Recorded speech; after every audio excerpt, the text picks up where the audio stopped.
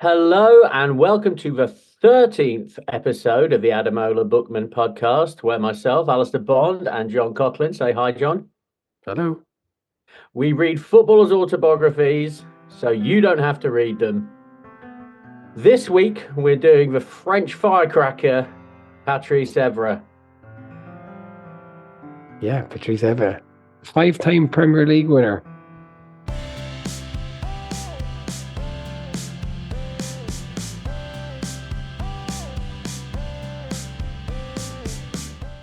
I learned a lot with this book. I mean, I think maybe I'd forgot a lot, but also I genuinely learned loads about Patrice Evra. I mean, frankly, I didn't realize he was as good as he was, right? I did, though, as a United fan. All right, okay, so there you go, Johnny. So he was obviously in a huge United team, one of the all-time great United teams. I mean, did you think that at the time? Were you like Patrice Evra's like a brilliant player? Yeah, I loved Evra. Like, I learned a lot about him in this as well. I didn't know that he was quite the maniac. He's crazy, right? No kidding. And where he goes, trouble follows, right? And yeah, I just didn't know any of that. I mean, the whole France thing, which we'll get to, I didn't realize how instrumental he was in it. Yeah, well, I think it says a lot for Ferguson, right? Because he seemed to be able to kind of harness that mania, whereas it seemed to be a struggle for other managers. And okay, fun fact about Patrice Evra, the most Champions League final losses of any player ever. Well, you've ruined one half of my little quiz I had for you there, Johnny. Yes. 4 Champions League losses. I had no fucking idea. I really didn't know. Like, I had no idea that happened. I mean, I guess if I'd paid attention, I would have known. But yeah, 4 Champions League losses. Yeah, well, Monaco once, United twice, and Juve once. And 3 of those to Barcelona as well. Yeah, he came out along a bad time for Barcelona, didn't he? And there was even talk of him going to Barcelona early in his career. Like, so he must kind of regret that. But that kid is United all the way through, right? Yeah, the book is called I Love This Game, but it could be called I Love This Club, eh? He's got Ian Wright levels of love for his club. He certainly does. He absolutely loves Manchester United. I tell you who doesn't love Manchester. His ex-wife. His ex-wife fucking hates Manchester United, hates Alex Ferguson. All right. So, talking of his significance in Manchester United, I was genuinely astonished to find he is the 36th player with the 36th most appearances ever for Manchester United. Yeah, all right, Johnny. So we're going to play a little bit of play your cards right now. Okay, go on. Now I'm going to give you. I couldn't get the statistics on all-time appearances, but I've got statistics on Premier League appearances. So, Johnny, I'm going to give you a name, and I want you to tell me, have they played higher or lower number of games for Manchester United? Are you excited, John? Yeah, I am excited by that. For each one, I have to say if they played more or less than Everett. That's the question. Higher or lower, please. Higher or lower. Play your cards, right? Okay. Geez, I'm nervous now. Okay. All right. So to give you a benchmark, Patrice Evra played 273 Premier League games for Manchester United. Okay, I'm going to start with the big one. David Beckham, higher or lower? Lower. Ding, ding, ding, ding, ding. Correct. He played 8 less Premier League games. Oof. That's a fine margin. Manchester margin. United.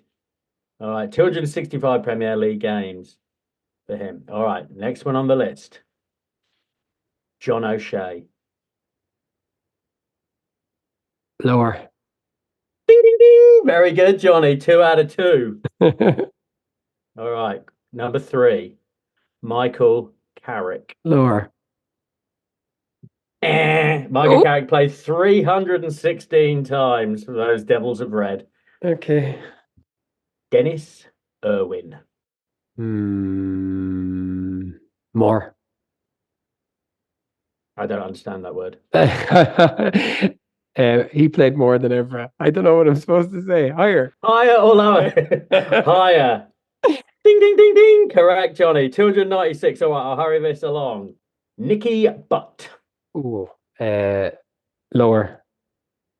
Also correct. Only by 3. He played 270 games for United. Oh, mate, you're racing this. Wes Brown. Lower. Correct again. That's too easy. All right, I've got 3 more. Rio Ferdinand. Lower. Incorrect. Rio Oh. played 312 games for United. Just 2 more. Antonio Valencia. Oh, really? Lower. He did play less. He did. 241 games. And last one, the beach wanker himself, Fizzer, Phil Neville. How many games? Higher or lower than Patrice Evra? Lower. You're right again. 10. Okay. Well done, Johnny. 8 out of 10. Okay, Yeah, well, genuinely astonishing. A proper fucking legend of the club, right? yeah, and I remember when he signed, it was confusing because United fans loved Heinze. And then suddenly, where are they signing this guy? Because okay, Heinze, as we learned in the book, was injured, but I'm not sure that he was known to have any kind of like very serious injury at the time. And I remember the time thinking that was very, very odd. And he started poorly, as he outlines in the book, ever that is. But by golly, and like I don't even remember him like being, it's not like he was scoring loads of goals, like he wasn't that kind of player or whatever. But there was he did project whatever kind of commitment, which you obviously see in the book quite a lot. I don't know how people managed to do that on the field, but yeah, I think United fans loved Evra. Ever talked about backslang, something that he spoke growing up in Les Ulis, the roughest suburb of Paris. Backslang is essentially where you reverse words in French. Actually, what they do is they reverse the syllables. So Jourbon would be bonjour. And you're a French speaker of sorts, aren't you? Oui. Let me ask you. Je suis un non. I'm trying to be clever and do it in that French way. So it's called verlan, which is the reverse of l'anvers, which means inverse. There you go. This goes back apparently to the 19th century. French Cockney rhyming slam or something like that. Apparently this was used as a kind of a code between burglars in France, like 150 years. Like the Cockney rhyming slang. Is that where that came from? I think so. Yeah, it's to confuse the Rozzers, Johnny. So Jourbon is bonjour. I'm going to give you three words. Oh, right. Okay. All right. Lovely. Okay. I'm going to ace this. Trome. Mother. No. Trome. Metro. Oh, the tube. Oh, very good. Okay. Safran. French. Yes. And Cimer. Thank you very much, Johnny. Oh, lovely quiz. There you go. There's a bit of Verlan. Okay. Yeah, lovely old Edward. Well, he's a master of languages, right? Speak Italian, French, English. Yeah, some Portuguese, apparently. Yeah, his mother's from Capo Verde. Yes, she is. Yeah, so he always got along with the Brazilians as well, so it's useful for him. Yeah, there was, it's funny reading this book. I was saying to Jenny, my wife, we kind of, people who are any football fans generally, but people who read these kinds of books, like we survive on, like it's like survival rations, like starvation rations, sorry. Just the tiny little crumbs of, oh, Alex Ferguson really liked Anderson. Isn't that interesting? Not really. But Johnny, yes, to me it was interesting. And if you look on my phone, I've looked at pictures of Anderson because frankly, Johnny, I couldn't even remember what he looked like. I sort of remember Anderson and I looked up his record. Yeah, like the most he ever played in a season was like 20 games. But apparently he was Fergie's teacher's pet, right? Yeah, Fergie loved him and his joie de vivre. He also asked Fergie how much he earned, which I thought was quite bold. Yeah. Yeah. Anyway, okay. Patrice Evra, let's go.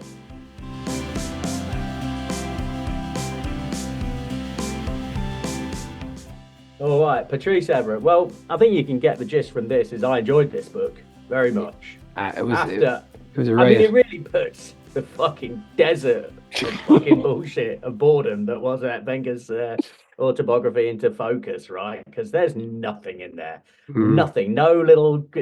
Who did you call the good, the bad, and the ugly, Arsene? No fucker. You didn't call anyone good, the bad, and the ugly because you're so fucking boring. I've really gone off Wenger since his stupid book. The good and the bad and the ugly were Ji-Sung Park, Carlos Tevez, and Patrice Evra. and you can work out which one's which. I think we all know who the ugly one was, don't we? We all do. Okay, so Evra, born in Senegal. I knew that about Evra, actually, that he was born in Senegal. I didn't know that, but yeah. And it's his birthday tomorrow, Johnny, as we record. What does that make him in terms of star signs? Raymond Domenech would know, but I'm afraid I don't. Yeah, if he's a Scorpio, he'd be out of the team. Did you know that? I mean, I've heard that about Domenech. That's quite, yeah, I've heard that before. Which so he apparently didn't. He didn't play Perez because Perez was a Scorpio. Makes good sense to me. Oh la la. Yeah, so Patrice Evra was born in Senegal, and he's one of 24. Like his dad had 24 kids, his mother had 11 kids. That's absolutely bonkers, isn't it? Yeah, I mean, 24 is a lot, isn't it? I mean, it's an awful lot. That's a lot of kids. Yeah. So the book is actually really good fun, right? But it doesn't start. It starts. He makes a revelation that he says he's never, something that he'd never spoken about with anyone in this book, which was he was a victim of sexual abuse by a teacher when in a school when he was a kid. So he was in France, and he was from a very poor background, and he got the opportunity to go to another school because he was playing for this particular team, and it was a big trip to get there. So some teacher there said that he could stay with him, and he abused him. He would like go into his room every night and essentially try and grab his genitals. Horrible stuff. Yeah, it is very horrible stuff. But it's also quite unusual, right? It's a very well, it's not an unusual start to the book. He tells it, but he doesn't really return to it. Well, there's two things about this. These allegations came up later from other people while he was a professional footballer, before he got famous at United, but while he was a professional footballer, and he was spoken to and he denied that it happened. So that was a shame, wasn't it? And he said he regrets it, but he should. Yeah, and like this is the thing that he says he regrets most, right? The fact that he didn't speak then, because he was, he had a public profile. He was a famous footballer, even if he wasn't playing for Manchester United. So he didn't want that to be the perception of him, I guess. But yeah, this comes up in the opening chapter and then is only referred to again in the very last chapter as a device to explain how much he loves his new wife, because he felt he could speak to her about the things that he'd never spoken of before. And yeah, that's it.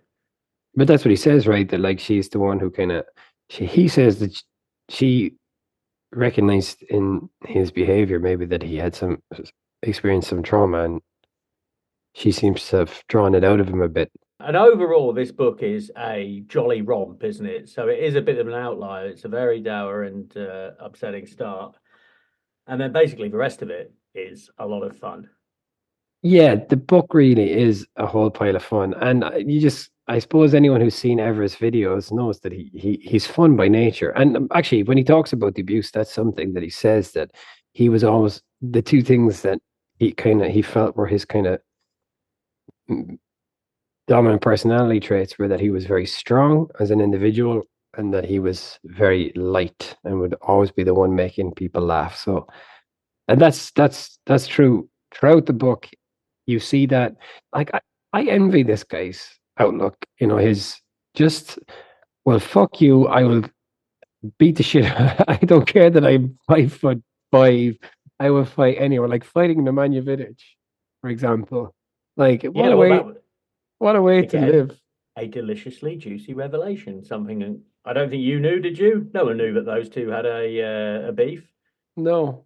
But can you imagine just being like that? And then like just to be able to stick, like, obviously there is at some level kind of, this is problematic for him at different times in his life. But yeah, just be nice to be able to stick up for yourself like that all the time, wouldn't it? Doesn't matter who it is. Marseille Ultras, Chelsea ground staff. He'll fucking have a go, won't he? He will. Yes, Chelsea ground staff carrying a trident. I don't know if they describe it as a trident. Like, I think it's a fork from the pitch. But no kidding. He don't care. He told him to put it down, but even when he didn't, go for it. Anyway. So going back, like, he comes from Les Ulis, a poor part, a banlieue of Paris to the southwest. Yeah. Can you remember the other footballers who come from that particular banlieue? Only Well, 24,000 people live there. well, your favorite man in the entire world, Thierry Henry, being one of them. Yeah, Anthony Martial. who's nobody's favorite man in the world, right? Uh, No one likes him. yeah, there was others I can't remember. Ah, they were, yeah, not as good. Yeah, so Les Elise is a really tough suburb in France. This was a sad story, wasn't it? Stuff about his brother. His brother was a drug addict, and when he was very young, he found his brother kind of asleep in the bathroom with a needle in his arm. And the same brother then late, like obviously had very serious problems. Later went to Senegal to sell his, nationality documents so he could buy drugs. And he died of an overdose when he was in Senegal. He must have been really in quite deep when he was off selling his travel papers or his whatever passport Yeah, and so that's on. not straight thinking, is it? Like, Fucking hell, that is rough. yeah. So yeah, that was hard. Yeah, he had a really tough upbringing, right? Three in a bed, as so many of these footballers do, right? Yeah, his parents broke up when he was young. His dad, so they born in Senegal. They moved to Belgium because his dad got a job in the embassy there. It's some cultural kind of job, but then they moved to France. Um, and he ran with a tough crowd, as you say. Do you remember the name of his gang? There are two, right? I think he called two Lamoth, MAAF, which was the name of his street. They called Okay. themselves that, but also rather more colourfully, Zulu sans pity, right? Yeah, that was pretty sweet, wasn't it? Zulus without pity. Yeah. And he sold weed. He did a lot of shoplifting. In that bit about his youth, football doesn't seem to feature all that much initially. But then eventually says it was kind of the thing that took him out of this lifestyle, which is what you always hear. He was at parties where people were shot, that kind of thing. We've heard that kind of stuff before, haven't we? Yeah, shot his friend Isaac's brother. Yeah, shotgun thing. Yeah, there is a lot going on.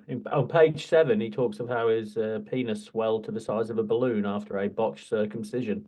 Oh yeah, So that was rough. this is colourful stuff. Wenger didn't talk about his penis once.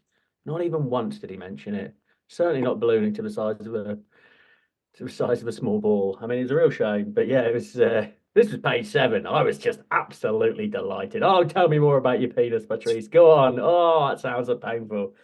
You have to have Lovely stuff. you have to have the botched circumcision redone. Oh my god. Uh, Yeah, oh, well, and the other thing he said was the anesthetic didn't work.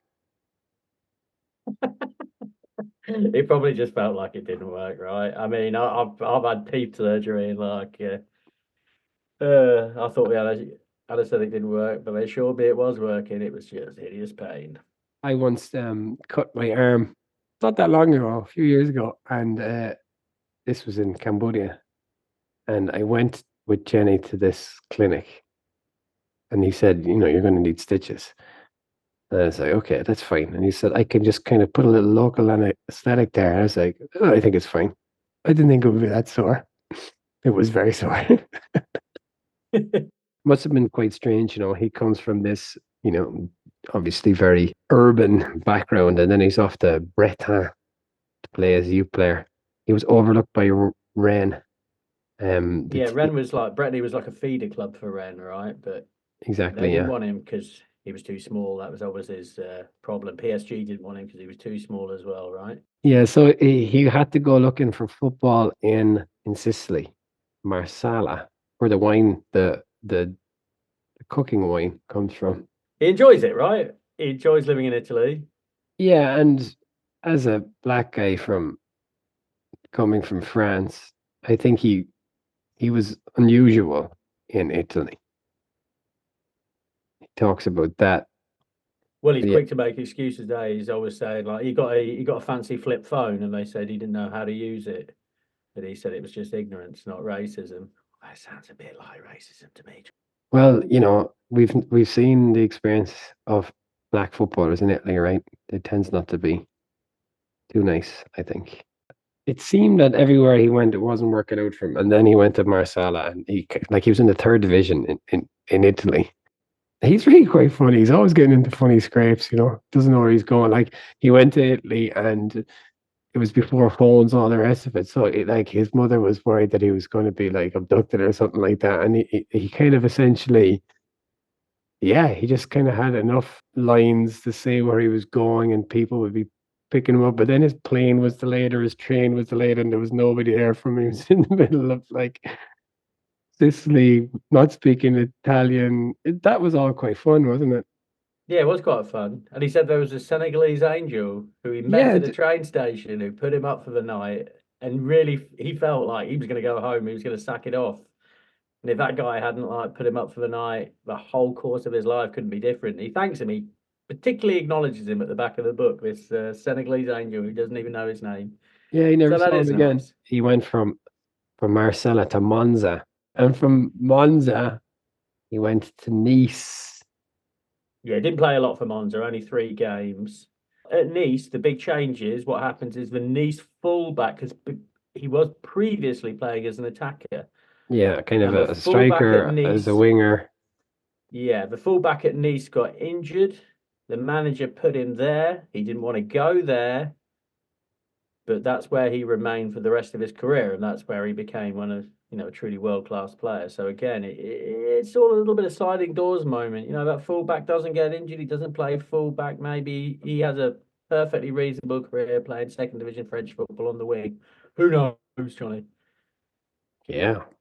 All right, so Neasy does well. He's like a League Two player of the season, or at least he's in League Two player of the year talk. But his contract runs out, and lots of teams are looking for him. He's also Uh, he didn't he say he was driving around with his head out the sunroof of his car? yeah, he's not a great driver, as is another footballer thing. And like, yeah, he wasn't even insured for. Well, he didn't even have a license, say, for a lot of it. I get the impression he's quite an excitable young man, Patrice Evra. Yeah, I'd say so. He never drank until after he retired, and then he kind of had some wine and he didn't like it. But this is a man who's got a lot of energy, I think. Oh yeah, a lot of energy. I'll agree with that. Anyway, so at Nice they want him to sign on for another year. He's not keen. He's saying they took him to a restaurant, and when he tried to leave, there was like some kind of like hoodlum gangster standing outside telling him to sign. But he kind of demurred and he only signed a couple of the papers, called his agent. His agent was furious because he's going to get a big move. But then he told him he only signed 2 papers and everyone was happy because he didn't make 6 signatures, which meant he could leave for Monaco. Hmm.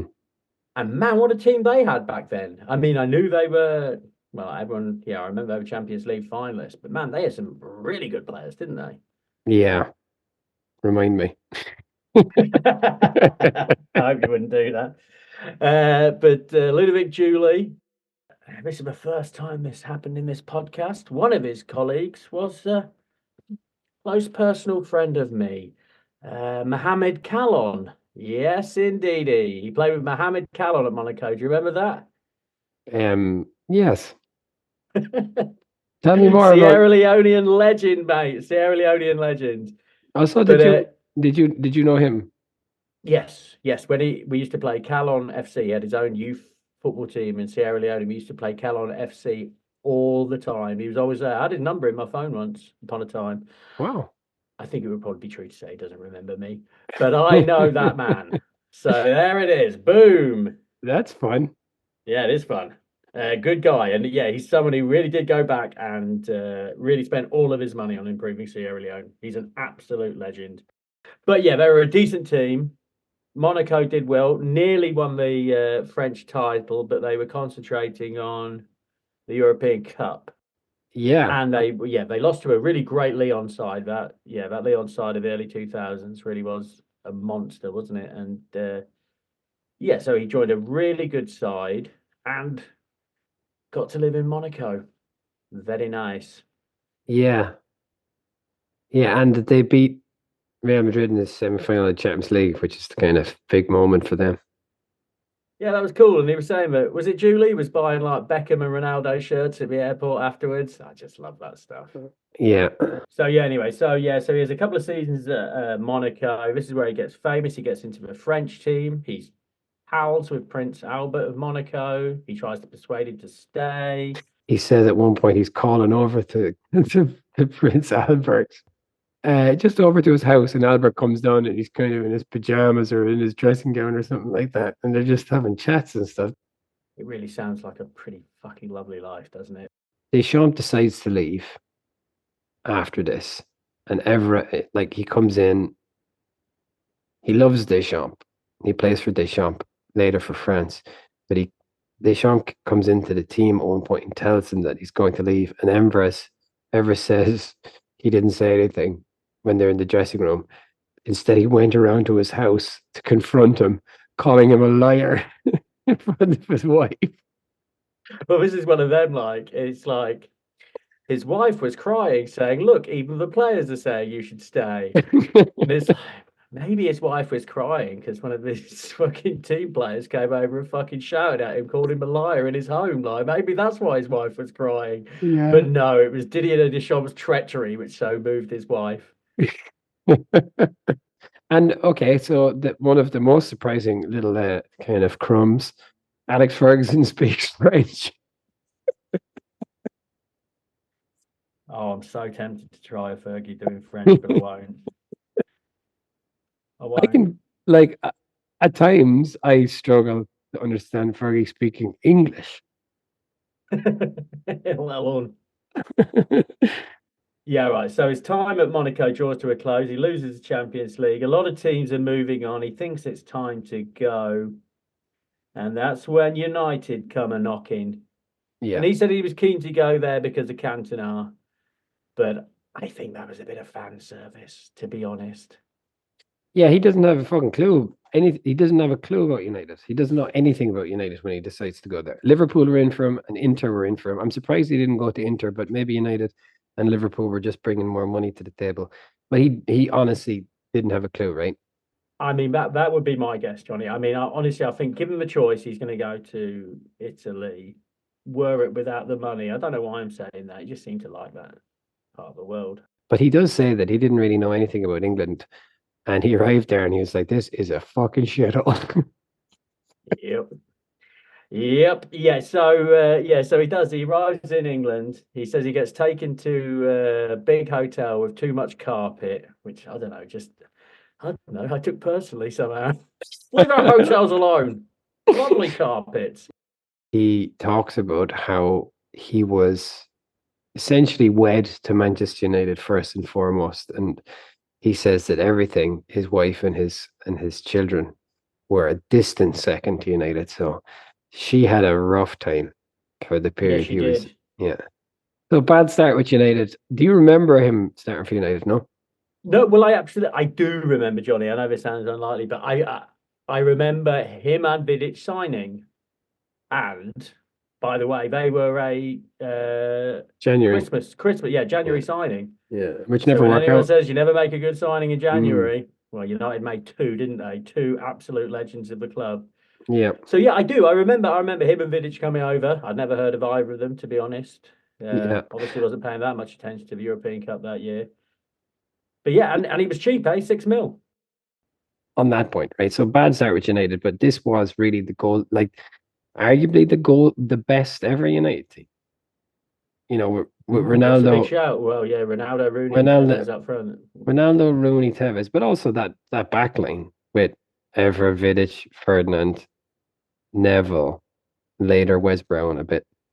And then I was thinking for treble winners, but if you actually go through player for player, right, that defense is way better and that attack is way better, right? And it still had a lot of that midfield. Yeah, Scholes and Carrick, and then Giggs was still there. Giggs was there, yeah, like that, and so they won the league 3 times in a row, and they got the 3 Champions League finals, and they only won 1. And then they were just unfortunate to be around the same time as Barcelona. As a United fan, I mean, do you think of that team more fondly than the treble winners? Because I mean, when I think of the quintessential United team, certainly from my lifetime, I think of the treble winners. You think of but Jesper? Now you say it, that was a better team, wasn't it? You think of Jesper Blomqvist and Ronnie Johnson. They're the names that come to your head immediately. David May. Well, that's a bit unfair, isn't it? Edinburgh. But basically, that first choice midfield did not include Jesper Blomqvist. Look, like I say, I think really that's probably the best United team under Ferguson, that one. Like, you can't really look past Rooney and Ronaldo. And Evra says that Rooney was better than Ronaldo at this point as well. And Rooney was absolutely astonishing at that point in time. And what's interesting is Evra says that Rooney just did so much for Ronaldo. Yeah. Well, Wayne Rooney comes out of this book looking fucking brilliant, doesn't he? Like, I mean, he comes across as fabulous. There's one game I can't remember. They lost the first leg 3-0, and like Rooney came and was like, "Don't worry, lads, you only lost because I wasn't playing. I'll sort it out." Apparently he did. So good for him. Yeah, Rooney comes across as but they all do as well. I mean, like Scholesy and Neville used to absolutely smash him. Like he asked Scholes, "Why do you kick me?" And what did Scholes say? He Why says, not? yeah, that's right. Yeah. And yeah, he said one of the turning points was when like Gary Neville absolutely smashed him in training, and he was like, look at him saying, say sorry. And he's like, why should I? And then he fucking smashed him back, got him in the shoulder, apparently nearly decapitated him. But that was the initiation, right? Everyone afterwards was like, Evra, you fucking maniac. But they all respected him after that.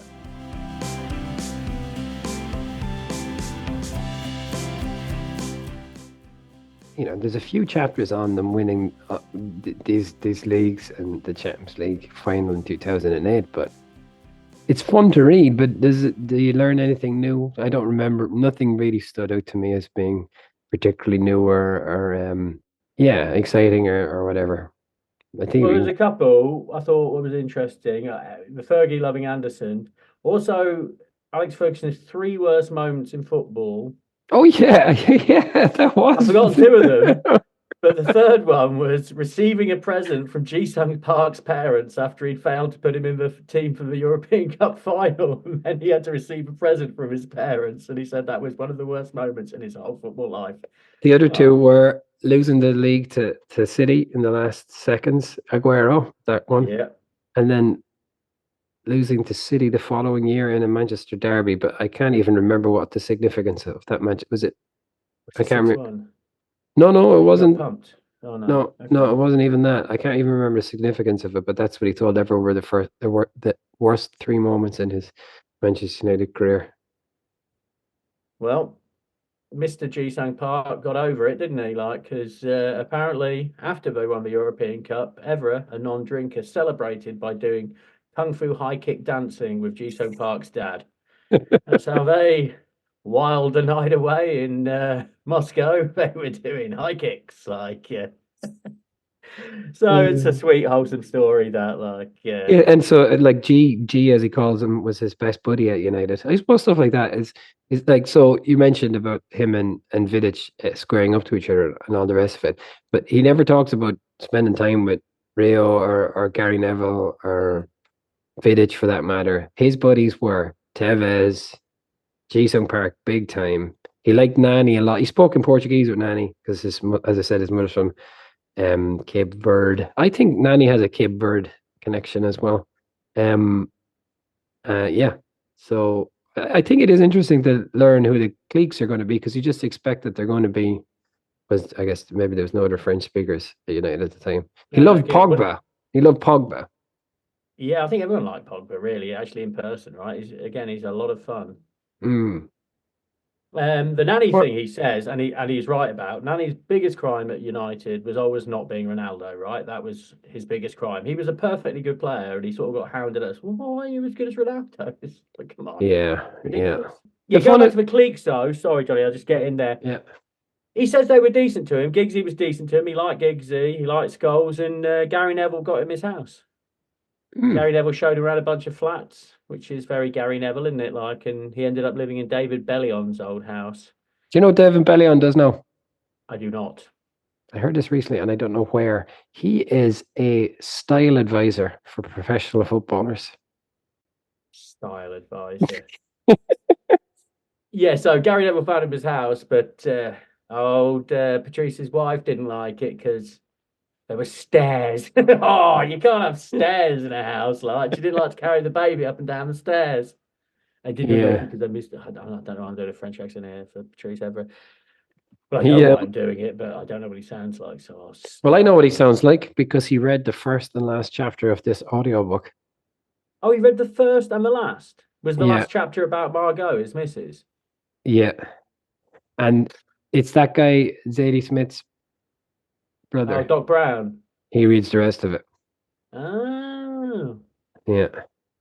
And Ever has a thick accent. He said a couple of things that I rewinded and I still didn't understand. Oh, no kidding. Yeah. Like not insanely thick, but like there was a couple of things. There was one joke he made, and I don't know what it was, which annoyed me. Oh, I can look it up in the book. Yeah. Didn't stick out as one of the best chapters in it. I mean, honestly, the last chapter is just a bit of a love letter to his missus, right? I Yeah. think they've just got together. He's still reasonably smitten and like, yeah, it's like He wrote this during chapter in about how much I love my girlfriend. he wrote Yeah, this go on, during man. COVID, didn't he? Well, that's it. She moved into his flat 3 days before COVID, so they had a nice. Yeah, so he really loved COVID. He was just Bit of a hot bang, house bang, banging. romance. Yeah, there you Well, he go. doesn't specify that, so still no sex. The only mention of his penis is when it was split open by Oh, surgeon. yeah, right. So, like the funnest stuff in the entire book is the French stuff, though, isn't it? That's the best stuff about this book. Well, actually, hang on. There is an Ian Wright story in this, isn't there? Yeah, There is but a funny Ian Wright that's story. at the end. And again, like just the crumbs that we survive on. That's a good crumb. Well, it's a lovely crumb. So very quickly, when he's doing TV work, he gets pally with Keno, who'd left the club by the time he arrived, so he didn't really know him. And he said they had competitions about who could be on time the most. Roy Keane hates being late, and so does Patrice Evra, apparently. And like one day, so this was the Russia World Cup. Yeah, it Yeah, must be the Russia World Cup. yeah. So they agreed The to one meet the Righty to go out for a bit, and he was saying, "Oh, Ian Wright's a right laugh." Roy Keane was telling Evra that, so I was like, "Oh, cool, let's do it." Ian Wright was 10 minutes late and fucking Roy Keane fucked off. He goes, that's why we won trophies and Arsenal didn't, and fucked off because he didn't want to wait 10 minutes. I applaud you, Roy Keane. I applaud you. Ever says that Wright thought it was funny and then realized that Keaton was joking. He thought it was funny at first, and then realized Keane wasn't joking. And then the kind of next part of his kind of follow-on anecdote is, so Ever was staying in the room beside Keane, and another day they were going down, I guess, to actually analyze a game, and Keane heard Ever leaving his room and quickly came running out of his room as well, so he wouldn't lose the being first competition. And they got into the lift, and Keane said, "Oh God, I've forgotten my glasses. I need them to watch the game," but just didn't go back to get his glasses because it meant he would have lost the. What a fucking crazy cunt. Are you listening to this, wife? Are you listening to it? Yeah, don't go back. Just go. Well done. You don't need to go back. That is Anyway, yeah, so lovely little insight into Keno. Just a fun story. good Okay, crumb. lovely stuff. Yeah, so okay, let's rewind to 2008. Do you remember the Dominic proposing to his missus thing? No. Well, I've heard the story. I didn't know at the time. You're telling me you didn't watch the press conference when France went out with the 2010, I'm 2008? surprised you there, Johnny. I think I was working on cruise ships in my defence. I didn't see a lot of that tournament. Yeah, so I'd always heard of this, like this embarrassing proposal. But apparently Dominic's missus was like a sports journalist as well on TV. So she must Okay. have been absolutely mortified. Can you imagine? Like, can you? But they keep him on. Like, what the fuck is going on there? Like, Yeah, yeah. by the he way, was- do you know who has a book? Raymond Dominic has a book. Ooh, surely it's not translated into English, though, is it? It's translated into Japanese, into Polish, but not into English. Oh, no problem. The 2010 World Cup stuff. So this is when they're in South Africa. And okay, I can try and recount this. Well, it begins with Anelka. Anelka wasn't happy under Dominic because he wanted to play whatever system Dominic. Yeah, he wanted to play two up front, right? Yeah. So, and then they started having they had bad results at the World Cup. They went out like in the group stages, right?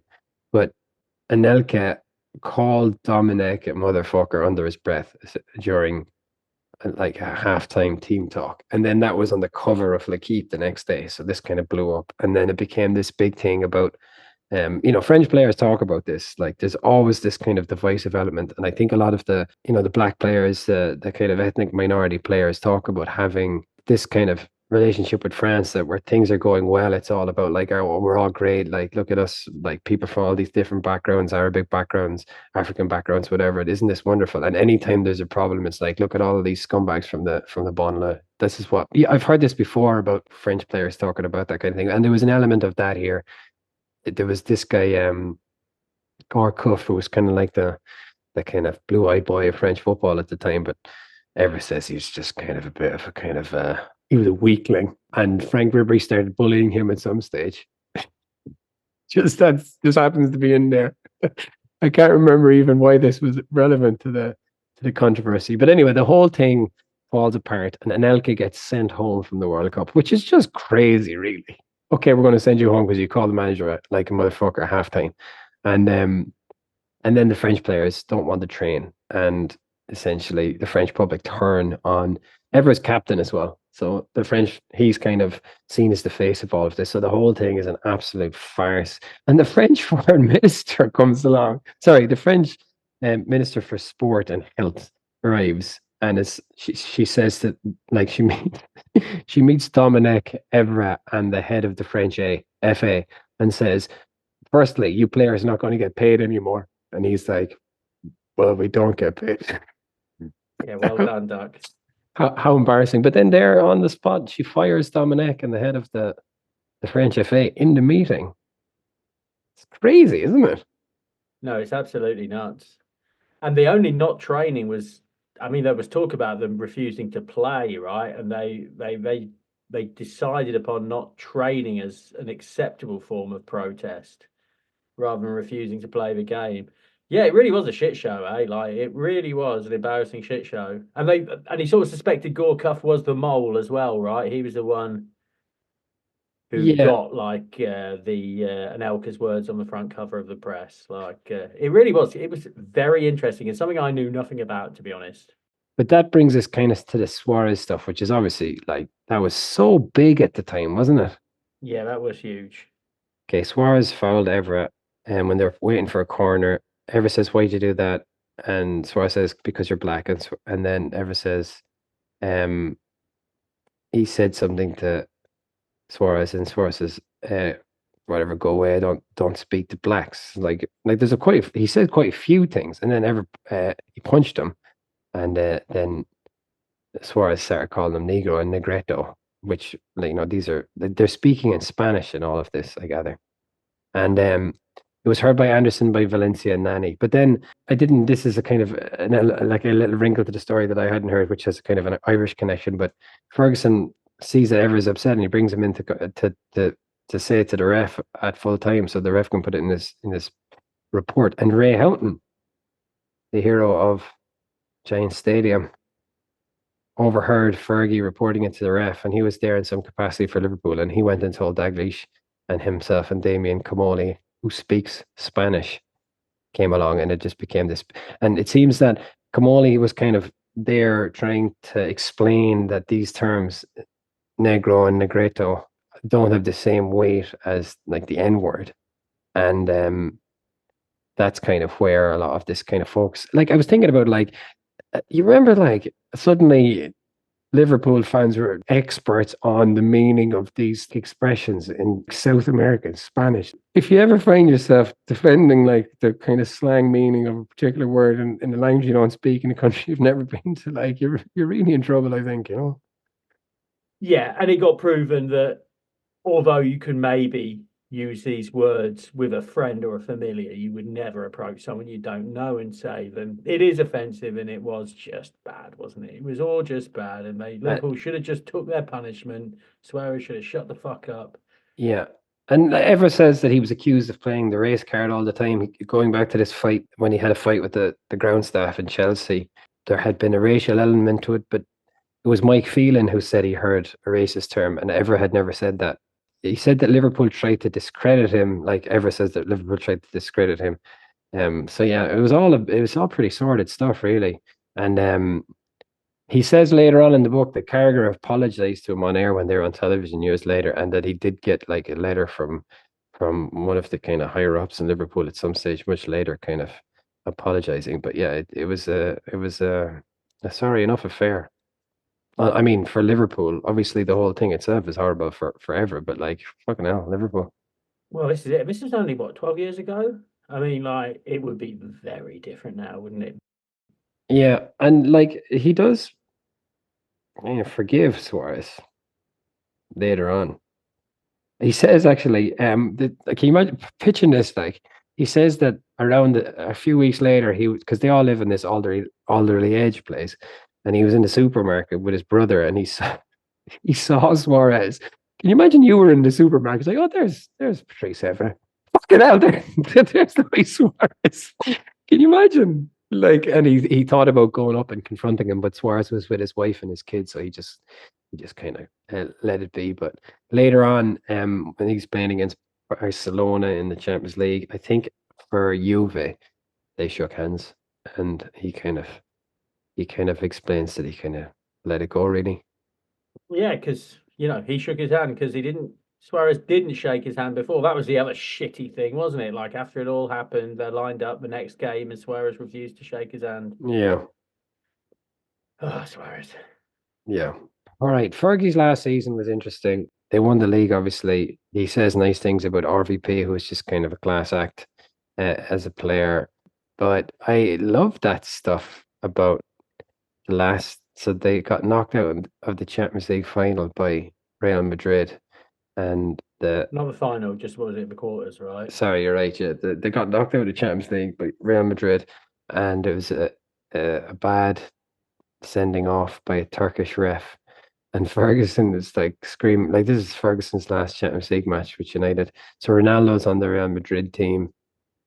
He comes and sits with the team in the changing room, but Ferguson had been in the tunnel saying that the guy should have been arrested for what he had done that night. And Mourinho came in and shook all the players' hands and said that they should have qualified. They were the real winners. God, that's patronizing. But yeah, that was kind of fun stuff, wasn't it? I remember that game, and I remember that sending off, and it was absolutely outrageous, wasn't it? It really was. I was furious. Yeah, that's it. And obviously they won the league, and Moyes came in, and Ever was the right little deputy for Moyes, wasn't he? Well, what struck me more than anything else about the whole lot about Moyes is he's never called Moyes. Ever always refers to him as David. Always David. Oh, David. David was struggling with this. David wasn't doing well there. And I think therein lies the problem. He always called him David. I just think it's weird. I mean, he never called Didier Deschamps Didier, but Or it's always Ferguson, David in the Alex. book. Yeah, it's not old Alex, my old chum. Yeah, But David Moyes was always just, David struggled with this, yeah, David struggled with yeah. that. It just struck me as weird. I don't know what it means in particular. Overly familiar, like a lack of respect. Could it even be that? I A lack don't of know. lack of authority, maybe. Yeah, that's a better term. That thing that he described when they went to Australia, and Moyes was like, "Let's go and have a workout. Let's go stretching on the beach." And the security guys are like, "That is a bad idea. Don't do that." He's like, "We've done it with Everton." They're like, "Yeah, we don't work for Everton anymore." So they go down to the beach and they're immediately mobbed, and the whole thing has to be called off. And then from then, the players are like, "This guy's the wrong guy." But this is the thing about these books, and when I talk about crumbs, name names, Patrice. Who are the players? I could have told you that the players weren't playing for Moyes, but we want names, Patrice. This is where he let us down, I think. Yeah, okay, fair enough. But yeah, I suppose he doesn't want to Well, he doesn't give it. contaminate his acquaintances. He It's doesn't fun give a though shit. being on it's fun the thought of Everton being on Bondi Beach. I'm trying to think of a oi, Sheila. I think I see Tony Hibbert on the beach. Call me brother. Come on, let's get down there. Come on, quickly, hurry up. I think that's Thomas Radzinski. Am I right? Is that Thomas Radzinski? Fucking hell. Yeah, man. Yeah, I mean, yeah, that's it. And it is a shame.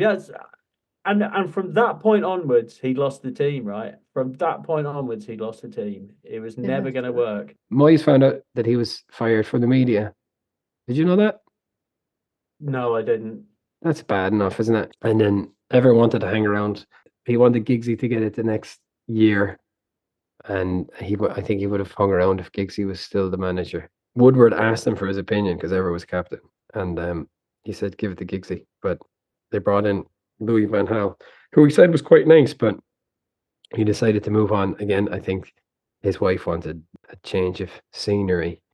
Woodward told Evra that they had an option to extend him for a year, but they wouldn't exercise that option, so he could leave on a free and whatever, get a better signing on deal wherever he was going. But then they changed their mind and they exercised the option, and Evra went fucking crazy.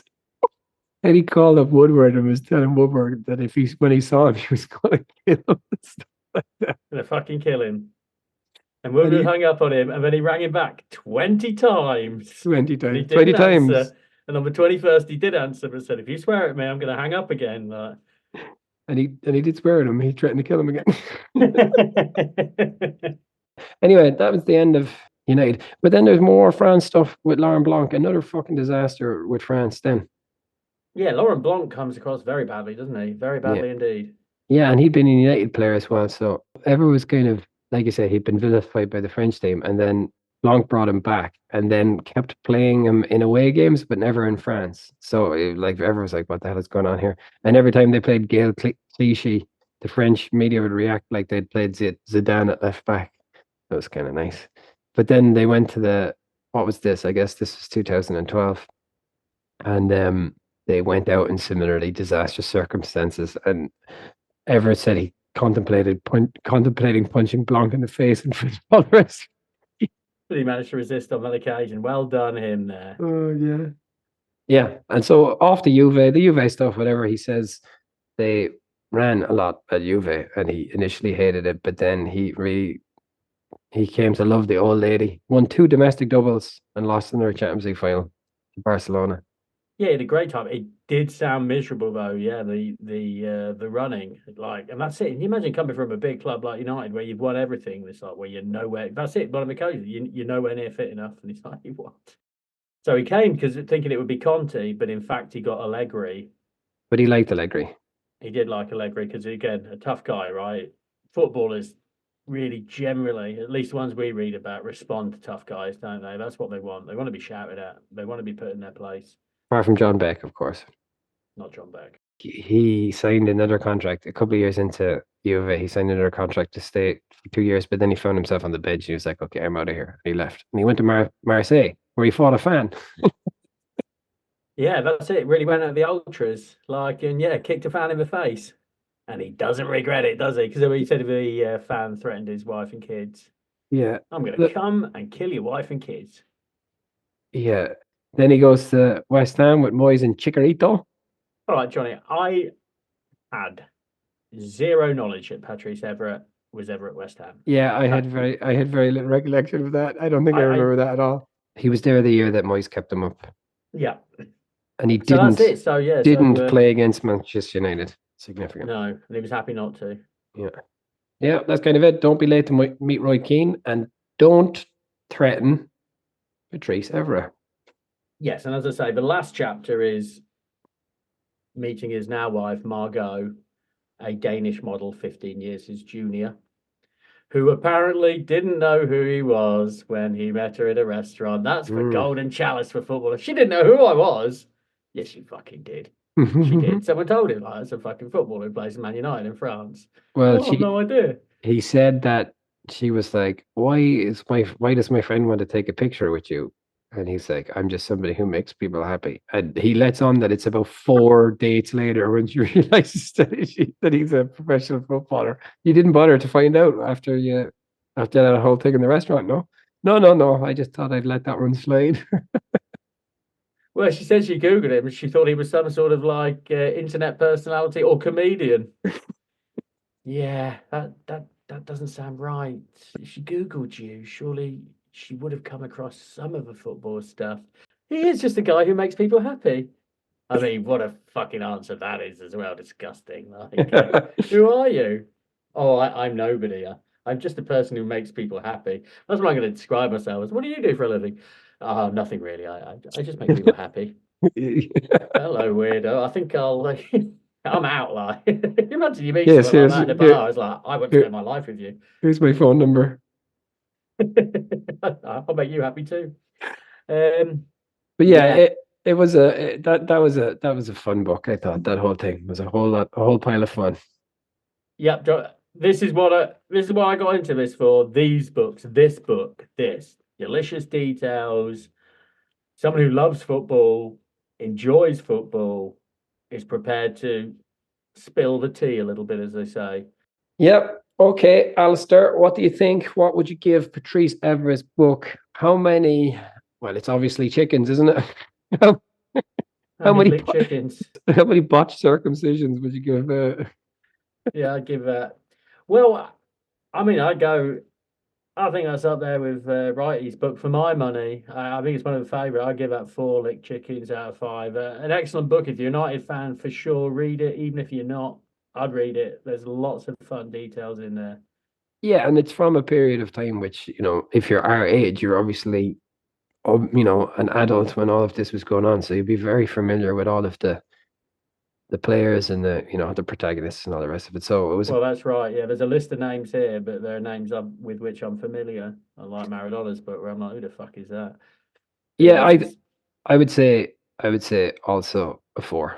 4 licked chickens for me. Yeah, well, I'm with you there, which is a big improvement on how many lick chickens did Wenger get? 1. Well, not from you, but from me. Yeah, this is a good book. This is a good book, and I would recommend it. It was fun. Yeah, like the books that we've read so far, the ones that I've enjoyed have tended to be from the earlier eras, Southall, Wright, Maradona. And this is the first one kind of in the period of football that I was watching that I really enjoyed.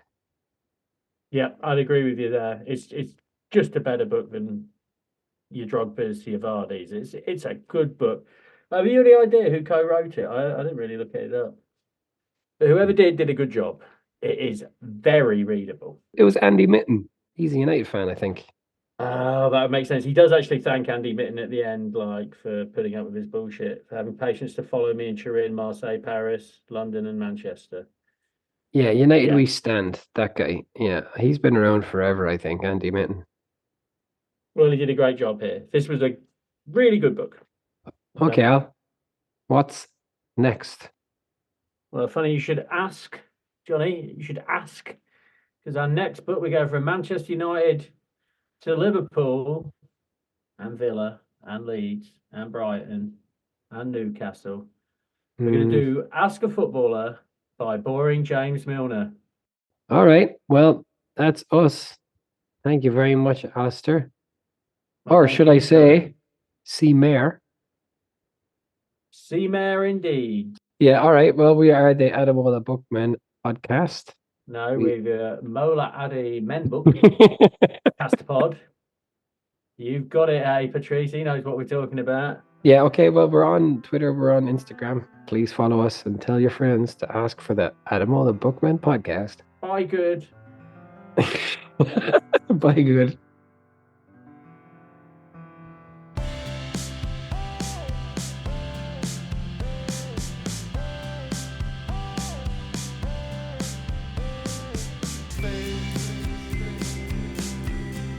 Let your body spin